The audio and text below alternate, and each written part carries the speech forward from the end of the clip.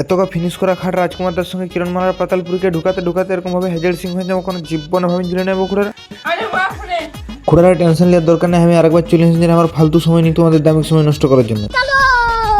সকাল 7:30টার সময় ঘুম থেকে উঠে করে আমার ফেভারিট ব্রাশটা অল্পটুকু কোলগেট লাগাই জলটা খাওয়াই নিলেন ব্রাশটাকে জল খাওয়ানোটা হয়ে যেতে আমার নর রাক্ষসের মতন লাল হয়ে যাবো, দাঁতকে ঘুষিন চকচকা করাইলেন। মুধুয়াটা হয়ে যেতে জুতরি করে চুলটাকে ট্রেনে মিস্টাইল করতে করতে লোকাল হাইটা ধরে হাঁটি হাঁটি চলে গেলেন বৌদির দোকানে একদিন দুটো বাবুজি কেক আর দুটো কলা নিয়ে করে সবাই চলে গেলেন আর ওখানে কারখানার গেট ধরে দাঁড়াই করে বাবুজি কেকটা সেই লেভেলে সাটাই নিলেন পুরো গপ গপ করে। বাবুজি কেকটা খাওয়া হয়ে যেতে কারখানার ভিতরকে ঢুকিং করে একটা 750 সেই লেভেলে সাটাই নিলেন। সকাল 750 খাওয়া হয়ে যেতে মাতাল না হয়ে মুখে ঢাকাটা নিয়ে করে সবাই চলে এলেন ফার্স্ট হাফের মানে প্রথম সকালে ডিউটিটা করতে। কাজের সাইডকে পৌঁছতে রাজকুমারদা বলছে যে তোকে খাট মারা আছে 500-এর মতন, কিরণমালার পাতালপুরকে ঢোকাতে হবে, আমরাকে আর কেউ আসেনি, আমি আর রাজকুমারদাই শুধু দুজন। কিরণমালার পাতালপুরকে দেখবেন দেখছি না সালা সত্যি খাটেই নাইনি, একদম ফাঁকা হয়েছে, তাই খাটকে ঢোকাতে হবে। তাই লেট নেই রাজকুমারদার সঙ্গে চারমার আমরা দুটো চলে খাট ঢোকাতে।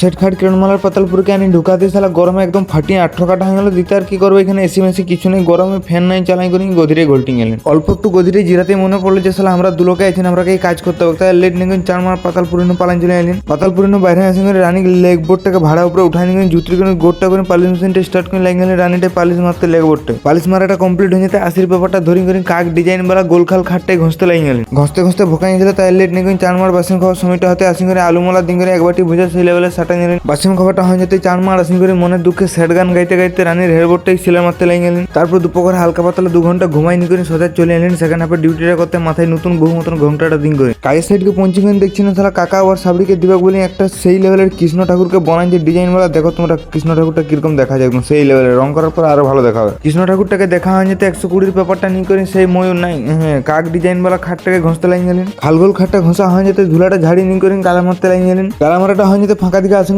দেখছি না রাজকুমারদের গলায় কলা আটকে গেছে, মানে কলাটা খাঁচে আর কি। তাই আমি আর লেট নিয়ে রাজকুমারদের সঙ্গে বসিং করে বান্দরের মতন কলাটা সারাতে লাগিয়ে গেলেন। বান্দরের মতন কলাটা সারাতে আজকের মিনি ব্লগটা করে নিলেন এখানেই শেষ। তো কুড়ারা তোমাদের সঙ্গে খুব তাড়াতাড়ি দেখাচ্ছে কোনো একটা নতুন ব্লগে। তখন ভালো থাকো, সুস্থ থাকো, নিজের পরিবারের খেয়াল রাখো। জয় শ্রীরাম।